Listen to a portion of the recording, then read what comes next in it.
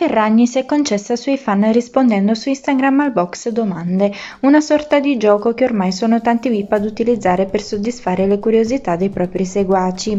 A chi le chiede se si è mai fatta aiutare da qualcuno per superare le sue insicurezze, Chiara ha risposto che ha fatto tanto lavoro su se stessa, cercando di affrontare le sue paure.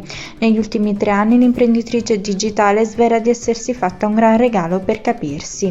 Di cosa si tratta? Senza timore alcuno la Ferragni ha detto che vedo uno psicologo una volta a settimana, un'esperienza che migliora decisamente la vita e la salute psichica e che Chiara consiglia vivamente a tutti. La vediamo sempre perfetta, una Wonder Woman 2.0 che non sbaglia mai un colpo, ma la Ferragni ha mai sofferto di attacchi di panico o ansia? Ebbene sì, i fan dell'influencer saranno sorpresi nel sapere che anche la Ferragni soffre di ansia e di attacchi di panico.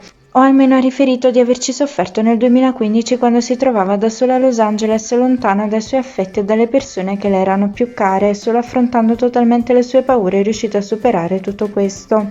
Quando oggi le sale un po' di ansia, cerca di distrarsi concentrandosi sul lavoro, una situazione che rispecchia anche molto il suo motto: nessuno fa la fila per le montagne russe piatte.